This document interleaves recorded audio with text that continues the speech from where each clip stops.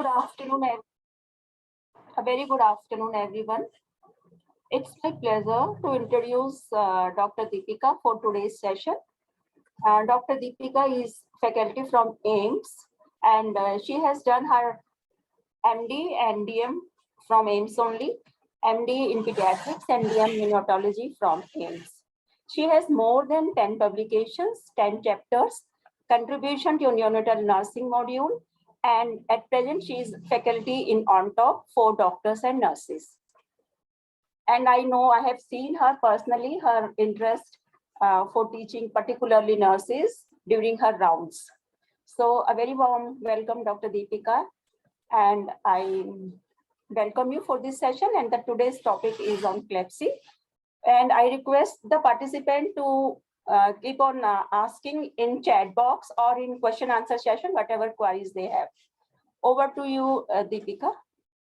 Thank you, Sister Meena, for this opportunity, and I thank NNF for this opportunity to teach the nursing officers all across the country for this very important topic that I will cover. So I will just share my screen.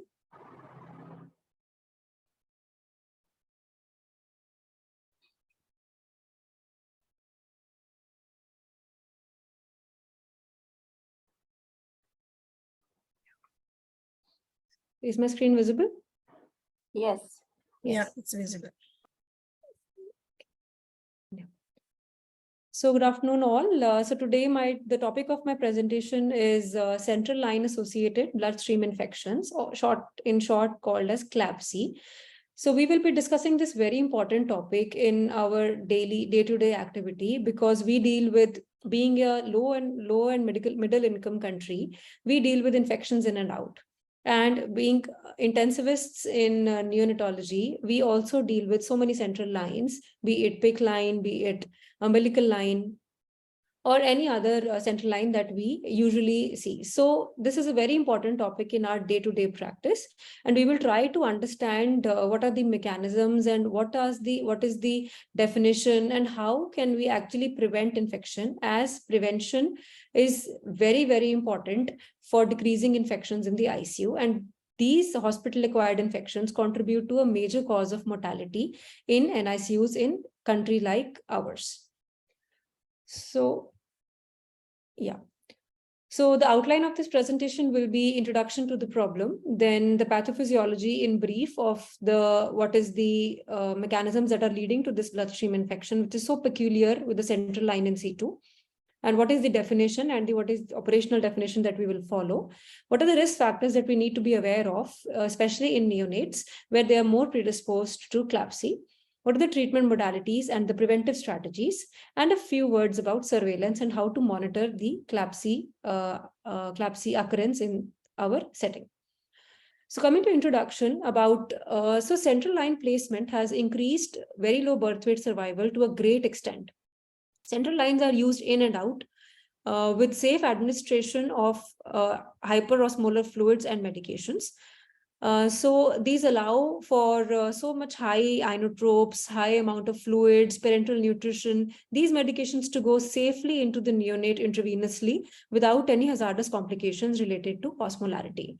However, the neonates are already predisposed with an immature immunity, especially the ones which are small and sick, with so many invasive procedures going on, and they have a frequent contact with hospital personnel, which can actually transmit so many infections that they are harboring. So what is a central line? A central line is an intravascular catheter that terminates at or close to the heart, or in one of the great vessels that is used for infusion, withdrawal of blood, or hemodynamic monitoring. So this is the definition given by the Center for Disease Control in 2021 and the National Health Surveillance Network, which clearly defines what is a central line. It is very important that a line should be used for infusion, as I have highlighted here, for withdrawal of blood and for hemodynamic monitoring. Lines like pacemaker wires or transducers, where nothing is used as an infusion, is not considered as a central line. So routinely we see umbilical catheters, be it arterial or venous, PICC line, which is peripherally inserted central line, and femoral or subclavian central catheters, which we are routinely inserting in our NICUs. So these are all examples of central line, and anything discussion beyond here will be according to these lines, which we will discuss. So what are the complications of a central line? So any line or any foreign body in the natural system of a human being, here it is a neonate, is not free of complications. So any foreign body will invite so much reaction in the form of thrombosis, in the form of hemorrhage because of the predisposition for bleeding in these neonates, for arrhythmias because it is lying very close to the heart and can lead to conduction abnormalities. They can also lead to effusions because of fluid being infused and the cavities being breached. It can also lead to portal hypertension if it is inserted very close to the liver, example in a umbilical venous catheter. They can rupture inside the body, being it a foreign body, it's a plastic material, it can rupture. And the most important of them is infection. So for the purpose of this seminar, we will be discussing only the infection-related complications of a central line, although every complication is important, and if prevented, it can give great dividends. But we will discuss regarding infection relating to a central line. So what is the pathophysiology? How does this bloodstream infection occur with the central line? So there are many ways by which infection can reach, or the organisms can reach the central line. So it can be either external catheter surface colonization, it can be internal catheter surface colonization, it can be intrinsic contamination, or it can travel through blood from a distant site, as in hematogenous seeding. So as we can see in this diagram, so this is the central line which is inserted, and this is the skin surface where it has breached and we have pricked the neonate here, and the central line is inserted into the vein. So so this is like a catheter. So we can see that a contaminated catheter hub. So a hub can be contaminated from inside, which is called the intrinsic contamination, or the outer surface of the hub, which is the extrinsic contamination. So intrinsic will mostly be the extrinsic and intrinsic both will come from the healthcare workers' hands and will be contaminated with the skin flora of the healthcare workers. Then this was the external and internal catheter surface colonization. Then the fluids that we're infusing, like the IV fluids, then parenteral nutrition, then medications, since inotropes, and so many fluids that we are infusing through the central catheter can also be contaminated. So contaminated infusate also forms one of the sources of CLABSI. The third important source is the hematogenous infection. So an infection elsewhere in the body can travel through the bloodstream to the local site where the catheter is in place and can lead to colonization of the catheter and widespread dissemination of the bacteria causing CLABSI. So there are four major mechanisms, as I said. One is external catheter, one is internal catheter surface colonization, then intrinsic contamination of the fluids that we're infusing, and hematogenous seeding from a distant site. Now, why do we think that this central line is so prone to this bloodstream infection? Why are we so worried about it? Because there is a concept called the biofilm. So any foreign body, especially in the terms of central line, will invite a lot of bacteria there and will lead to a formation of layers and layers of organisms, leading to a very thick structure and a layer or a coating around the surface of the central line, which is called the biofilm. So this biofilm is actually nothing but bacteria, which are live bacteria, which are embedded within a extracellular matrix on the catheter surface. The interesting point or the dangerous point is that this biofilm can start developing as early as 24 hours of insertion of a central line. And these are nothing but organisms on the skin of the neonate. And they're mostly colonizing the external surface in the first phase, and then later with the prolonged use of NICU, typically over 10 days of the central line, the inner surface also starts colonizing, and due to a frequent disconnection and connection of the hub. So this biofilm is actually our target when we are trying to prevent or treat the CLABSI. So why is this biofilm so much concern? There are so many bacteria embedded in an extracellular matrix, we can very well kill it with antibiotic. But no, the problem is that the bacteria inside this biofilm have become less susceptible to antibiotics. They have a very low metabolic rate so that antibiotics cannot kill them. And they have a minimal inhibitory concentration, which is a marker of the antibiotic resistance, up to 10, almost 1,000 times higher. And this biofilm is so thickly concentrated with the extracellular matrix or the material that in which they are embedded, that it is highly impenetrable to antibiotics. So antibiotics, even if we continue and even if it is timely, it will be very difficult to treat this CLABSI or kill this bacteria with the routine antibiotics. So a very important concept of the removal of device and as early as possible is a very important concept in the management of CLABSI. And the organisms that are implicated are the routine organisms that we see in the skin flora. One is the corns that are universal colonizers, and in any NICU we go, that we will find a corns waiting for us. And the methicillin sensitive Staph aureus, then methicillin resistant Staph aureus, enterococci, then fungi like Candida, and gram-negative organisms. So these organisms are commonly found in the neonates with CLABSI and in the catheters that are colonized, which stay for a long time. So it is very important to understand this concept of biofilm. I will not go into the details of this concept because they are complex, but we will have to understand this biofilm is our target when we are treating and preventing the CLABSI. So after understanding the steps that are involved in the pathogenesis of CLABSI, how do we define CLABSI? We will have to define it, to treat it, and to prevent it. So how do we define it? So very easy definition was provided by CDC 2021, which was also adapted by National Health Surveillance Network, in which a line, if it was placed for more than 2 consecutive days, after the first access, it becomes eligible for CLABSI, which means that a line is placed on day 0 after the baby is admitted, and till day 3 of admission, the line is still in place, and it has been continuously used for the infusion. So it has to be accessed. It is not that a line in place and nothing has been done with it, it becomes eligible. So there are 2 important points. One is at least 2 days, and it has to be accessed continuously following the first access for it being eligible for CLABSI. So CLABSI can be either a colonization or it can be, so catheter-related infections can be either colonization or catheter-associated infection. A colonization is nothing but a layer of organism which is sitting there and not causing infection or a bloodstream infection. So there will be no signs, no clinical worsening or any signs of infection in a neonate. And there is a significant growth of microorganisms, but it is not causing any signs in the neonate. So it is only colonization. It is not infection. For infection, we will need some clinical signs also. So the CDC provides, although we have a very few studies which actually delve into the neonatal CLABSI, and I will try to give a simpler definition for routine uses in NICU so that there is no complexity involved and an operational definition is being followed. So a patient who is less than 1 year, at least less than 1 year of age, in which in this case, it is a neonate, has at least one of the following. So either a fever or a hypothermia or apnea or bradycardia. And along with this clinical scenario or a suspicion of bloodstream infection, we have an organism who is identified in the blood and is not related to infection at the other site. This is very important for understanding the definition of CLABSI, that the organism should not be identified at any other site. So it should be identified in the blood, and it should be within 7 days infectious window period.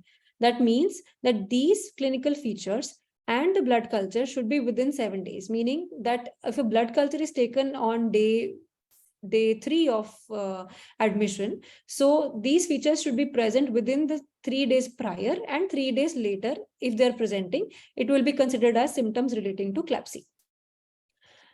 So this is a very easy definition, that within 3 days prior or 3 days later than the blood culture is taken, if these clinical features are present and there is an organism which is growing in the blood, it is very well possible that it is a CLABSI and a bloodstream infection.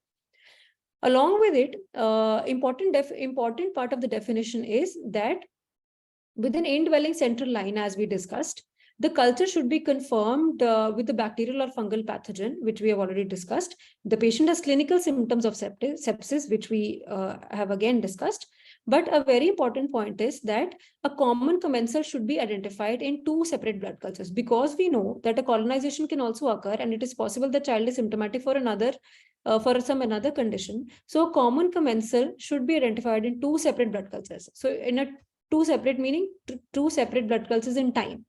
So it should be 2 separate blood cultures which show the same commensal and along with clinical features and an indwelling central line in between that window period of 7 days. So then that is considered as a CLABSI. And if it is only by one culture, along with, it has to be associated with some inflammatory marker elevation like CRP, which is more than 10 milligram per liter. So this is also one of the, this is not a very widely used definition for this commensal story, but this has been recently given by a new criteria in Netherlands, and I thought it will be important to tell here, because commensals are one of the common organisms which are implicated in CLABSI. So if we get two separate blood cultures growing a commensal or a single blood culture with inflammatory markers raised, that will also classify for CLABSI. So after understanding the definitions, which babies are more predisposed? We know that neonates are more predisposed, but which are the particular neonates or particular factors which we should consider while classifying the neonates at risk of CLABSI? So as we can see here, a lower gestation, a lower birth weight by itself is more predisposed for CLABSI because of lower immunity and higher sickness levels and more prolonged stay in the ICU. More need for fluids, more needs for parenteral medications, and more needs for parenteral nutrition. The type of catheter is also important. It is said that femoral catheter is more prone to CLABSI. However, it is seen that umbilical catheters are also as likely as femoral, and they are almost 1.5 to 2 times higher risk of CLABSI as compared to other catheters. And umbilical and femoral are more prone for CLABSI. Then history of prior antibiotic exposure. If there is a previous history of antibiotic exposure, it is possible that there are more organisms and more resistant organisms coming to the catheter site with the indwelling catheter and predisposing for a worse form of CLABSI. Then babies who are NPO with no enteral feeding being given, they will need more parenteral nutrition and they will have less immunity because of feeds not being given. So they are also predisposed for CLABSI. Then babies on prolonged mechanical ventilation, prolonged PN, the most consistent, that is risk factor which has been shown to be directly associated with CLABSI, independent of other factors, is the duration. So the longer the duration, the higher the chances of CLABSI. And this brings in a very important concept of removing the central line whenever not indicated, which I will discuss in detail in the preventive strategies. So whenever we think that a line is not required, it should be removed without a second thought. So it is very important for review of the duration of the lines, and they should not be sitting for days together without any significant purpose. And a nutrition for more than 2 weeks is also a significant risk factor. So coming to the management of CLABSI. So management lies in the prevention. So in neonatology, we understand that sepsis is all about preventing the occurrence of sepsis. Once sepsis has occurred, it is not a very difficult job to give antibiotic. But in that scenario, we increase the sepsis-related mortality. We increase the antibiotic usage. We increase the antibiotic-related adverse events. And we also increase the occurrence of antimicrobial resistance. So nothing can work better than preventing it at the first go. So I will not, we will focus more on the preventive strategies of CLABSI in this session, because as nursing officers, it is a very important concept to understand in what way we can prevent the occurrence of infection, because we are routinely handling as healthcare workers and frontline workers being bedside at the bedside with the baby. We are routinely handling the lines. We should know how to handle the line, how to care the skin, how to care for the site, how to encourage hand hygiene by all the healthcare workers, and how to identify at the slightest sign that a CLABSI, it is possible that the baby is harboring a bloodstream infection, and timely treating it. So I will focus more on the prevention, because that is the most important management strategy for any hospital-acquired infection, and in this case, CLABSI. So for prevention, so we talked about the pathophysiology, that how the biofilm works. Then we also talked about what are the risk factors. So why are we talking about all this? Because we need to understand all the factors that are actually predisposing to CLABSI. Because if we have to understand all the factors, because we have to prevent all the factors. If we don't identify the root cause of a problem, we will never be able to solve it. So we will have to identify which are the modifiable factors, which are the non-modifiable factors, and if they're modifiable, to what extent they're modifiable, and what we can do to actually improve the rates of CLABSI in our unit, or in, for that matter, hospital-acquired infection for our unit.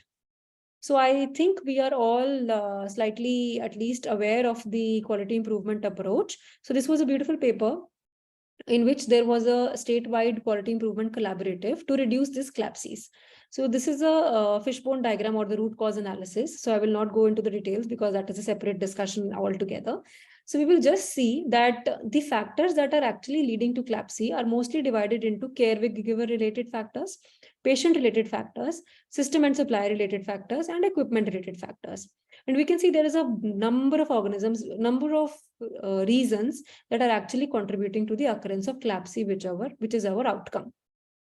So in their study, and I think this study can be a very beautiful example on how to adapt this kind of approach for identifying the various causes in your unit which are leading to infection. So in caregiver-related factors, they saw that the site insertion was mostly femoral. There was improper sampling. There was poor skin care. There was poor site care. The hub care was not appropriate. They were not compliant with hand hygiene. There was a poor compliance with dressing change, and dressings were soiled altogether without anyone seeing it. And during insertion, the aseptic techniques were not followed. So writing down here, I'm sorry. So writing down all these factors here brings into picture the major causes where we can act, where we can train, we can educate the healthcare staff and improve the processes that are actually leading to the outcome, which is CLABSI. There are some patient-related factors like the baby has fecal incontinence or diarrhea. Then there is some colonization with resistant organism. Then system-related factors like policy and procedure is required. There is no policy for how to put a central line in the unit. So it is very important to have these in place. There is a reuse of collection devices without proper cleaning, and there is a deficient housekeeping. Also, equipment like there is catheter securing devices are not available, and catheters are loose and they are attaching with they are coming in contact with the skin. So these are very important factors. And here we can see that most of them are mostly modifiable. So if we improve some of the processes and we understand what is a proper technique or the proper processes that we need to follow, it will give us great dividends, and it might help us reduce the CLABSI rates in our unit.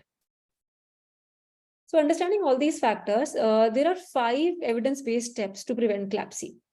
So if you don't remember anything from my class today, these are the 5 things that I need you to remember when you go home or to go to your unit.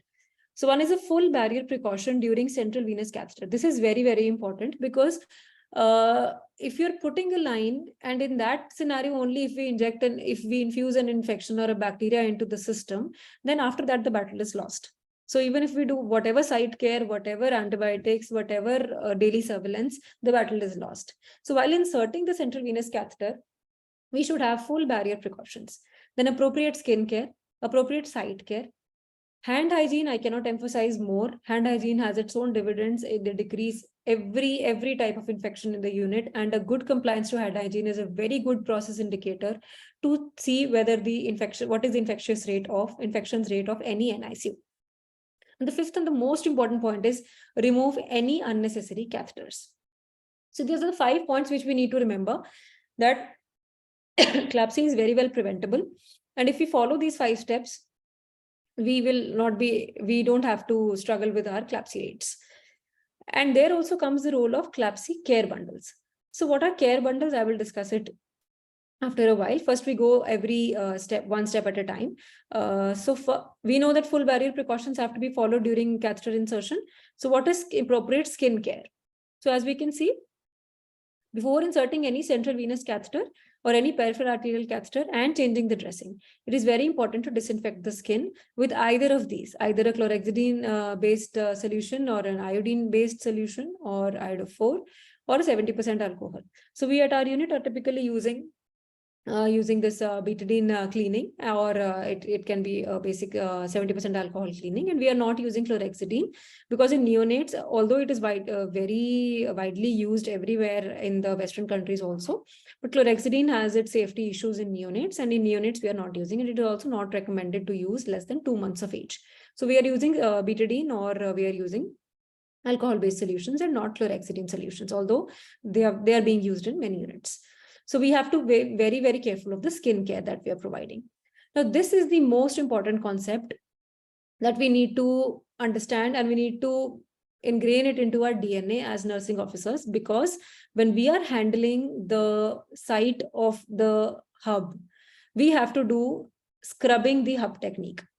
So it is a 15-second scrub and 15-second drying. So here we can see we are scrubbing the hub for 15 seconds. And we are 15 seconds drying the hub for 15 seconds. So this 30 seconds scrub the hub technique has been proved to be very, very useful and extremely crucial for decreasing the CLABSI rates. So why do we need to scrub the hub? So as I told you in pathophysiology, there is a biofilm that is present on the hub. So it can be either on the internal surface or it can be either on the external surface based on the duration of the central line. So as it is a thick film with a lot of extracellular matrix and a layer, so it cannot be cleaned like normally. If you normally clean, like we put some solution and we just gently clean it, it is possible that the biofilm may not be clean and it might not be removed from there. So we will have to scrub it. So we typically scrub it like this, 15-second scrub, right? And then we let it dry. So it has to be a vigorous scrub and not a very gentle cleaning. That is the most important point for hub care that I need you all to remember. So as we can see here, this is the hub and the healthcare professional is cleaning it. And we have a alcohol soaked or chlorhexidine soaked this swab or this dressing, and then you clean it and then we rotate it. We cover the whole hub in a layer with this dressing, and then it's impregnated with alcohol or with spirit or betadine, whatever we are using. And we also clean this solution. So we also clean the ports. So any hub where the fluid is connected or which is used for changing or disconnecting and connecting again and again, we need to scrub the hub. So the rule of today is scrub the hub, which we need to remember and we need to practice every day when we handle the central lines. So after I discussed with you the 5 key points for CLABSI prevention, I come to a concept which is bundle. So what is a care bundle? A bundle is actually a set of interventions which are a specific set of structured interventions which will improve the patient outcomes when they are implemented collectively. So the keywords here are structured interventions. They cannot be just any interventions. And second is implemented collectively. So they are not a sequential implementation that one is leading to the other. So they are actually collectively implemented and they have to be very consistently implemented to actually show improvement in the processes or improvement in the CLABSI rates. So the main care, so any care bundle, there are various care bundles that are available in healthcare for CLABSI prevention, but they all focus on 3 major concerns. One is the hand hygiene has to be optimal. Second is optimization of the central venous catheter care, including skin care, hub care, insertion bundles, maintenance bundles. And the third is surveillance and communication. So whatever we do, we will have to report it and we have to communicate our results also, so that it helps in understanding the rates of CLABSI over time. So these 3 are the critical components of a CLABSI care bundle. So there are many examples in various units, Western and in India, but this can be a simple CLABSI care bundle, which is adapted from the AIIMS New Delhi, in which we can see we have all the components that we were discussing, the 5 key components in this bundle. So we do a proper hand hygiene. We do proper maximum barrier precaution while inserting central line. We do proper skin antisepsis when we drape the whole body and do not leave any skin exposed apart from the area of interest. We do daily review of line necessity. This is again very important. I'm emphasizing it again and again. And we have optimal catheter site selection, and we are avoiding femoral line in adults, and in neonates also it is recommended to avoid it. But umbilical lines also, although they are associated with higher risk of CLABSI, but it is a very good central line choice. So we continue using umbilical lines for a few days and later replace them with PICC lines. And we scrub the hub. So this is the one slide that actually gives you a good CLABSI care bundle where all the critical elements are in place. And if you don't implement them collectively, we might not be able to improve the CLABSI rates. Another type of bundle, which is slightly more complex, is like, again, grouped into general, like optimize hand hygiene, then monitor the compliance and feeding practices. It is good to initiate early feeding for many other reasons, including CLABSI prevention. Then infusion practices, that PN should be infused in a particular ratio, then fluids should be infused in a particular osmolarity, and it should be very critical to look at the osmolarity or the quality of the infusion that we are using. Management of central line. Then guidelines for their necessity, whether they can be removed today. Then the answer is yes, we remove it ASAP. Then the disinfection practices, like the skin preparation should be in place. The volume of blood that we need to test the CLABSI rates should be important. Then antibiotic stewardship, because we said that there is factors in risk factors. So these are all the risk factors that we said. So in risk factors, we saw that antibiotics usage in the period before the occurrence of CLABSI was actually associated with increased risk of CLABSI with resistant organisms. So there should be a clear guidelines in the unit for antibiotic therapy initiation and discontinuation. There should be clear surveillance for colonization, and there should be isolation and precautions for the patients who are actually colonized with antibiotic resistant organisms. So mostly in our centers or in the country like ours, some centers do have guidelines for antibiotic initiation, and we usually try to follow those guidelines. But most of our units are lacking in the surveillance for colonization, because it is mostly not a cost-effective process. But if possible, we should do as much as we can to actually track the progress of these colonization rates and understand from where the CLABSI is coming from and what are the rates in our unit. Then infection accountings, we should have real-time data for central lines. We should have real-time data for the culture results. And we should always do a root cause analysis, as I just depicted using a fishbone diagram, at the time of any late onset sepsis, whether it was actually related to central line and whether something could have been done to improve it. So this is an extensive and an exhaustive checklist or a bundled approach, which can be adapted or adopted in a unit to monitor and prevent CLABSI. So this is one of the central line checklists that we follow at our NICU at AIIMS New Delhi. And here we can see that we have the details, demographic details, and we have the size of the catheter and the type of the catheter. And a nursing officer will stand beside the bedside, and the resident doctor will be inserting the line, and they will be constantly checking whether these steps are being diligently followed. And if not, then they will interrupt and tell them to follow first and then go ahead with each step. So this is a very useful checklist to understand and to keep up with these steps in order and ensure that nothing is missed. Apart from this checklist, before insertion, we also have a daily review mechanism of central line, of the integrity of the central line. And here we can see, I hope that you are able to see this. We have this IV site. So whether it is okay or whether there is swelling. So if there is a PICC line where there is a swelling, if there is an umbilical line where there is a discharge, or if there is not working, so there the nurse officer will write at each vital examination whether the line is okay or not. So this helps us to understand whether a line is there or not, whether a line is functioning or not, and whether there is a problem and it needs to be removed. And it also helps to calculate the number of central line days to address the issues of duration of central line and the need for their removal. So once we understand that these are all the steps that are required, they look very fancy, they look very easy, that we can do, but actually they're not happening at the ground level. So what is stopping us? We need to educate, we need to train more healthcare professionals in these appropriate practices at the bedside so that the CLABSI actually reduces. And these need to be told uniformly everywhere. So the key strategy should be education and training of the healthcare professionals in CLABSI care.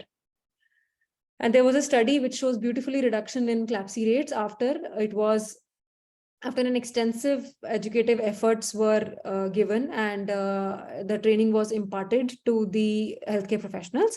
And the CLABSI rates actually significantly reduced from 16.7 per 1,000 to 5.1 per 1,000 central line days. So this is not in their unit. It can decrease in anyone's unit, and it is not very difficult, but it needs to be very diligently and sincerely done projects. And it has to be inculcated in the mindset of the healthcare workers that are working in that unit, that we have to follow these 5 or 6 evidence-based practices, and we need to have a proper SOP in place for the unit. And this study actually ends and concludes that it is an actual preventable medical error, and it is not an unavoidable complication. We cannot sit on our hands and say that, okay, CLABSI ho gaya, koi baat nahi. But we will have to see that it is a preventable medical error, and we should do whatever we can to prevent it. So after understanding the management strategies, a word about surveillance. So I will not go into the very complex details of the surveillance, but there are some ratios which are useful for any unit or for national surveillance or international surveillance for adequate reporting of CLABSI. One is a standardized infection ratio, and one is a standardized utilization rate. So standardized infection ratio is actually how many CLABSIs were observed and how many CLABSIs were actually predicted for that unit. right? So there is a database which exists in the Western countries where this prediction can happen, and they unit-wise prediction have been provided. But unfortunately, these systems are not there for our country or our NICUs.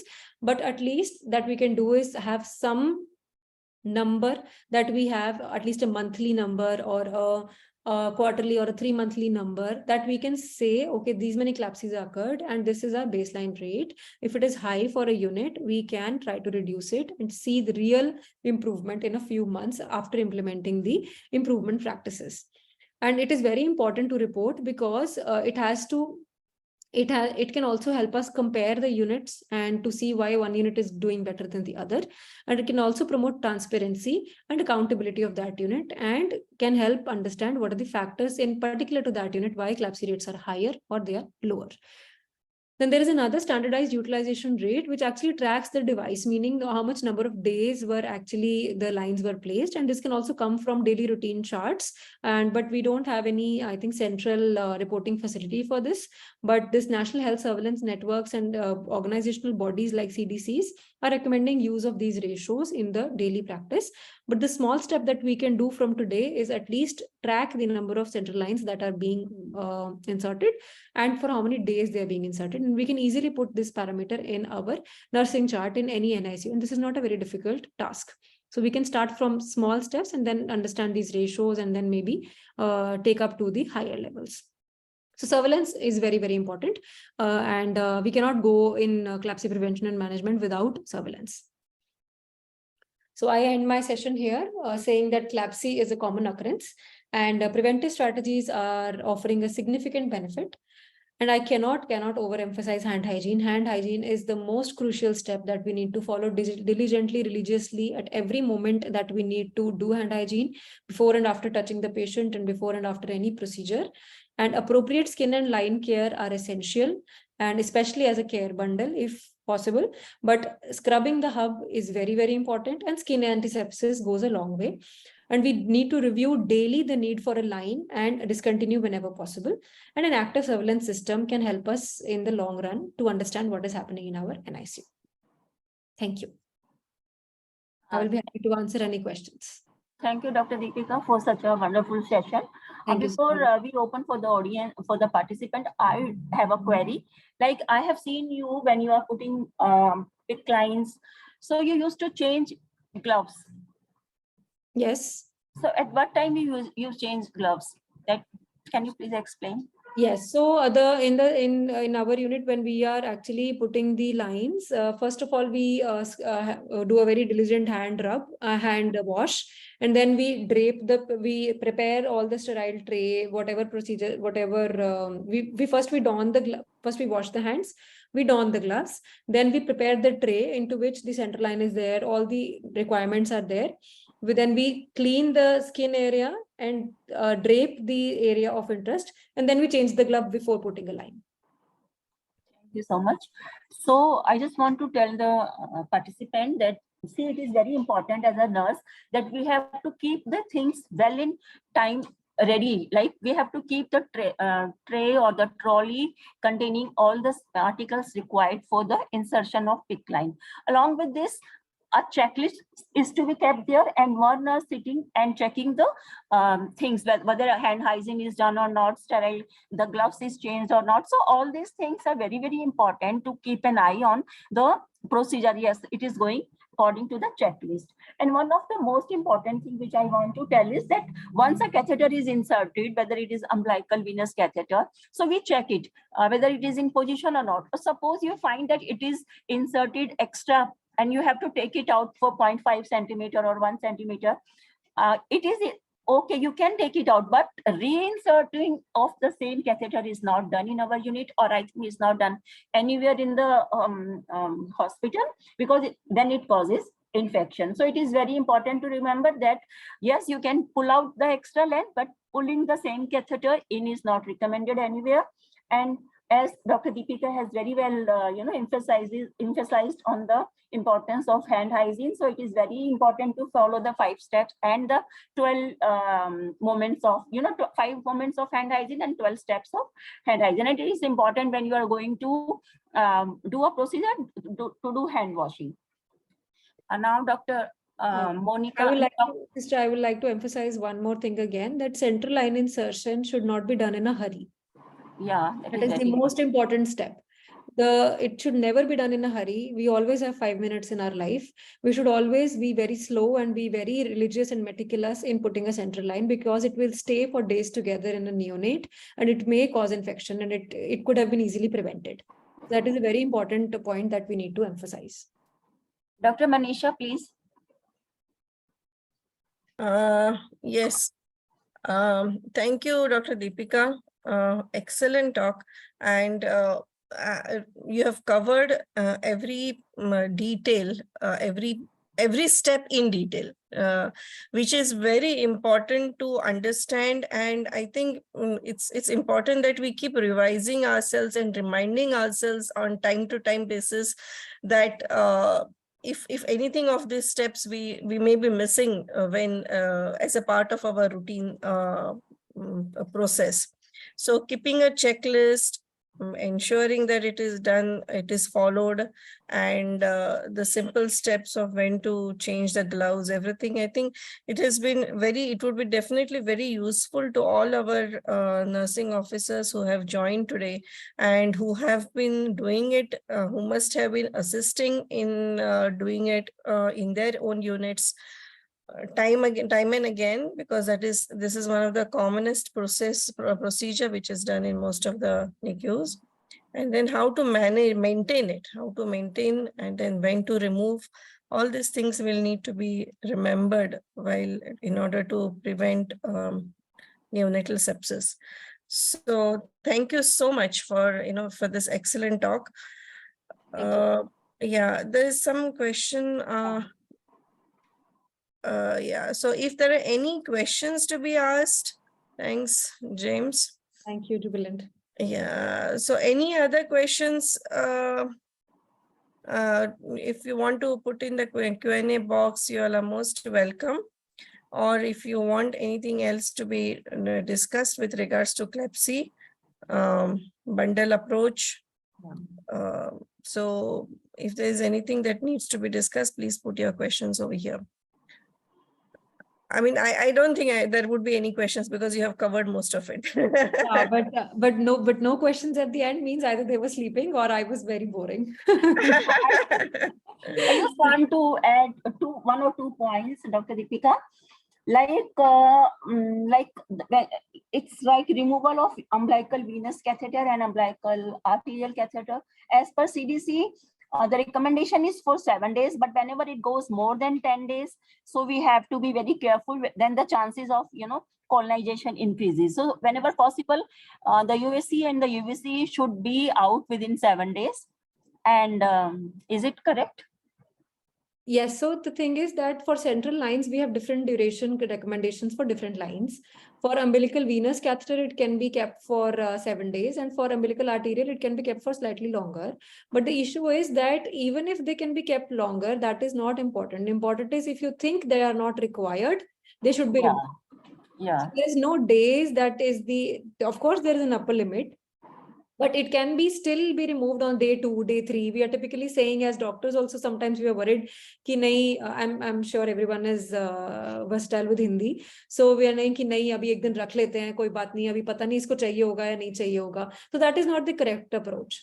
So even if it is required, it can be reinserted anywhere else.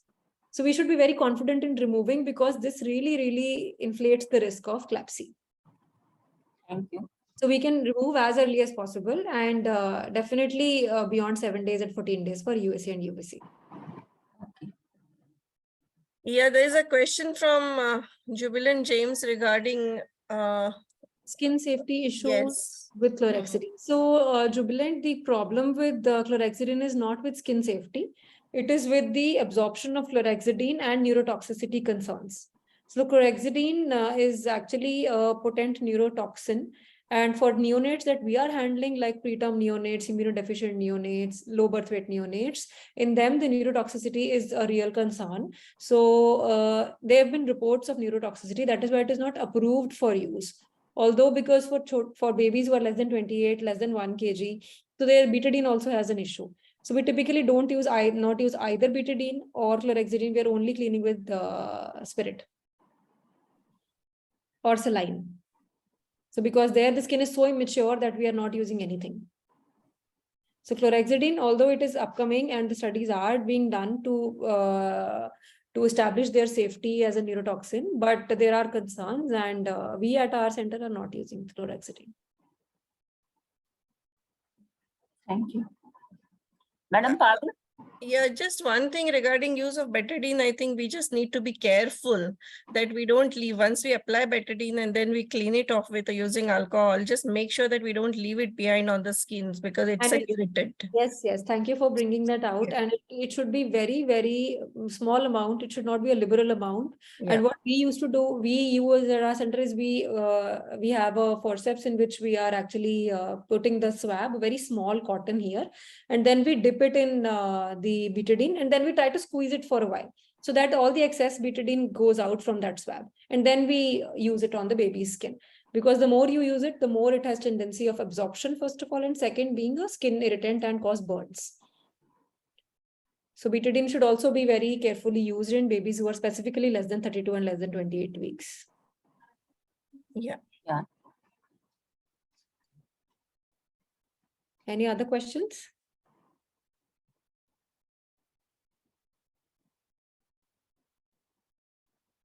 And very importantly, you said that whatever fluid we are withdrawing from the bottle, that should be clean with triple swab technique. And the most important thing is that once you clean, let it dry. Do not blow air from your mouth or something to dry let it take its own time. So 15 seconds, yeah.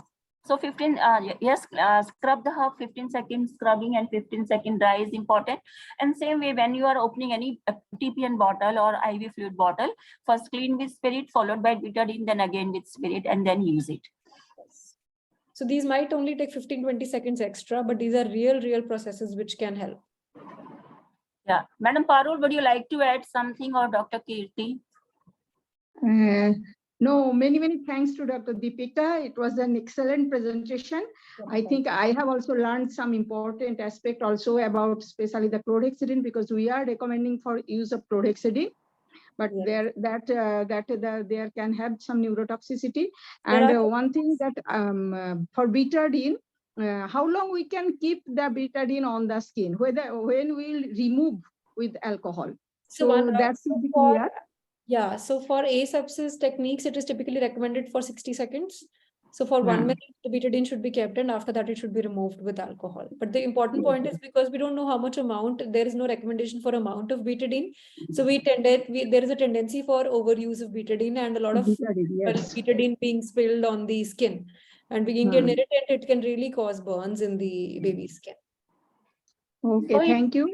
And I think all the participants, they should follow this latest and standard guidelines, especially for the bundle approach, and they should stick on hand hygiene, skin preparation, and some surveillance activities like that, all that, and site care like that, all. So then only these, the most important complications of the PIC in our central line can be controlled. Thank you, Dr. Deepika. Thank you, Dr. It was excellent. Thank you. It was an excellent presentation. Thank you. Thank you very much. Thank you. So I think three. Dr. Deepika, can you tell us, like in our unit, less than 28 week, how we do skin preparation? So do you use betadine? We don't use betadine. Just with 70% isopropyl alcohol. Yes. We do it thrice. We do it twice. In place of betadine, we use a extra step of spirit, but we don't use betadine. They're very fragile neonates, and there it can severe burns can be a possibility. We have seen neonates having burnt skin because of betadine. Yeah, but more than 28 weeks, we still use. We still use betadine, yes. Yeah, so that is the point. So it is unit-based policy. So in our unity names, we don't use betadine for less than 28 week babies. But yes, in bigger babies, bigger gestation, we do use, but with precaution. Yes. And we limit the area of use, right? Yes. First, we limit the amount and also limit the area. So we only choose the area of interest. So we don't use the whole arm when we are putting a PICC line in the upper limb. We just clean the area of interest in a circular fashion and not repeating where it has already been applied, and throwing the swab again, and then taking another swab and then cleaning it in again a circular fashion from inside to outside. never from outside to inside. So I think Over to you, these are Dr. very important points that we need to understand, especially as nursing officers, because doctors may still be making mistakes and nursing officers can really change the practices in the unit because they are mostly there at the bedside and they know what is happening. So I think we can always correct and we can always interrupt a procedure and say that this is going wrong and this is not right. So there the role of checklists goes a long way. So checklist before a procedure should always be implemented and should be must in any unit because it helps us remember the steps. We cannot remember all the steps at a time, especially when the child is sick, it is required in an urgency.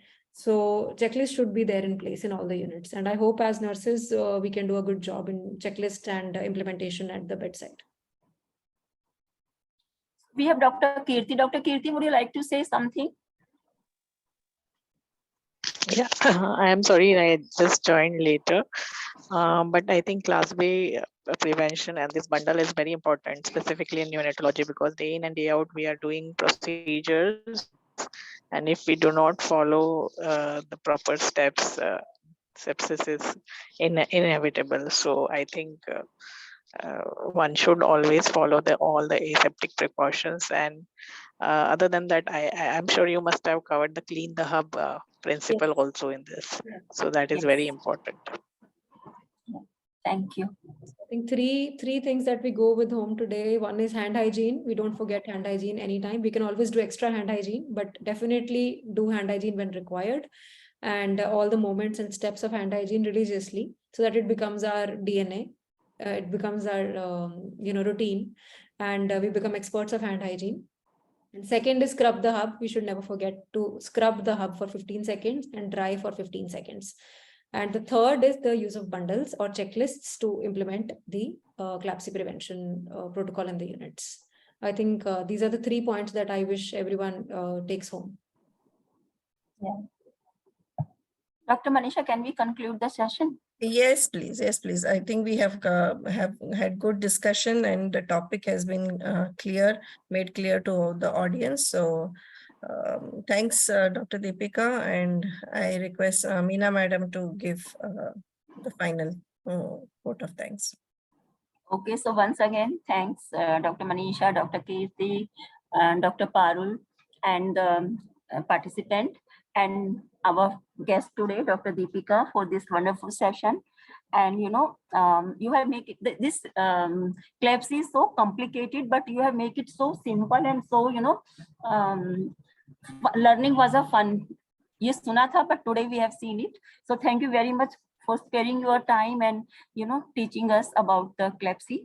And we hope that soon we will be approaching you again for some of the other sessions. I will be more than happy to discuss at this forum because I'm always happy to teach. Yeah, we will invite you as medical expert for our further future sessions as well. I'll be more than happy to come, Dr. Yeah. So just for your information, this session, this platform, we call the students who are doing fellowship, the nursing students who have joined for fellowship through NNF. And then they come and they present the topics over here, and then there is discussions. And for each of those presentation, we have a medical and a nursing expert who share their, who give that's their. That's a very nice approach that is being followed because student-led discussions are very, very important. Yes. To give confidence. Yes, just to give them confidence, make them read, and and there is usually a lot of questions which come up during those discussions. But I believe today you have covered everything so well, so there have been no questions from the students. Learning is both ways. Yeah. So anyway, thank you very much for today's session. Yeah. Thank you so much. Thank you. Thank you.